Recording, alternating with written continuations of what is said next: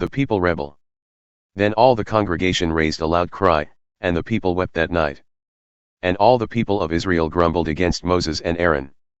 The whole congregation said to them, Would that we had died in the land of Egypt! Or would that we had died in this wilderness! Why is the Lord bringing us into this land, to fall by the sword? Our wives and our little ones will become a prey. Would it not be better for us to go back to Egypt? And they said to one another, Let us choose a leader and go back to Egypt. Then Moses and Aaron fell on their faces before all the assembly of the congregation of the people of Israel. And Joshua the son of Nun and Caleb the son of Jephunneh, who were among those who had spied out the land, tore their clothes, and said to all the congregation of the people of Israel, The land, which we passed through to spy it out, is an exceedingly good land. If the Lord delights in us, he will bring us into this land and give it to us, a land that flows with milk and honey. Only do not rebel against the Lord.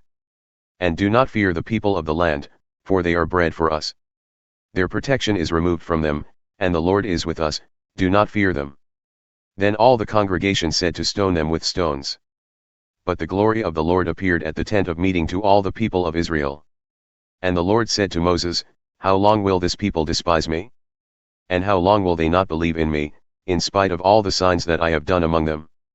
I will strike them with the pestilence and disinherit them, and I will make of you a nation greater and mightier than they. Moses intercedes for the people. But Moses said to the Lord, Then the Egyptians will hear of it, for you brought up this people in your might from among them. And they will tell the inhabitants of this land. They have heard that you, O Lord, are in the midst of this people.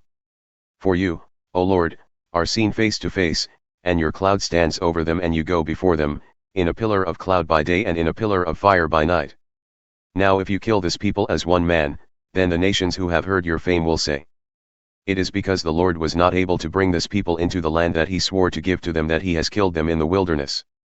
And now, please let the power of the Lord be great as you have promised, saying, The Lord is slow to anger and abounding in steadfast love, forgiving iniquity and transgression, but he will by no means clear the guilty, visiting the iniquity of the fathers on the children, to the third and the fourth generation. Please pardon the iniquity of this people, according to the greatness of your steadfast love, just as you have forgiven this people, from Egypt until now. God promises judgment. Then the Lord said, I have pardoned, according to your word. But truly, as I live, and as all the earth shall be filled with the glory of the Lord, none of the men who have seen my glory and my signs that I did in Egypt and in the wilderness, and yet have put me to the test these 10 times and have not obeyed my voice, shall see the land that I swore to give to their fathers. And none of those who despised me shall see it. But my servant Caleb, because he has a different spirit and has followed me fully, I will bring into the land into which he went, and his descendants shall possess it. Now, since the Amalekites and the Canaanites dwell in the valleys, turn tomorrow and set out for the wilderness by the way to the Red Sea. And the Lord spoke to Moses and to Aaron, saying, How long shall this wicked congregation grumble against me? I have heard the grumblings of the people of Israel, which they grumble against me. Say to them, As I live, declares the Lord, what you have said in my hearing I will do to you. Your dead bodies shall fall in this wilderness, and of all your number, listed in the census from 20 years old and upward, who have grumbled against me, not one shall come into the land where I swore that I would make you dwell, except Caleb the son of Jephunneh and Joshua the son of Nun. But your little ones, who you said would become a prey, I will bring in, and they shall know the land that you have rejected. But as for you, your dead bodies shall fall in this wilderness. And your children shall be shepherds in the wilderness 40 years and shall suffer for your faithlessness, until the last of your dead bodies lies in the wilderness. According to the number of the days in which you spied out the land, 40 days, a year for each day, you shall bear your iniquity 40 years, and you shall know my displeasure. I, the Lord, have spoken. Surely this will I do to all this wicked congregation who are gathered together against me, in this wilderness they shall come to a full end, and there they shall die. And the men whom Moses sent to spy out the land, who returned and made all the congregation grumble against him by bringing up a bad report about the land.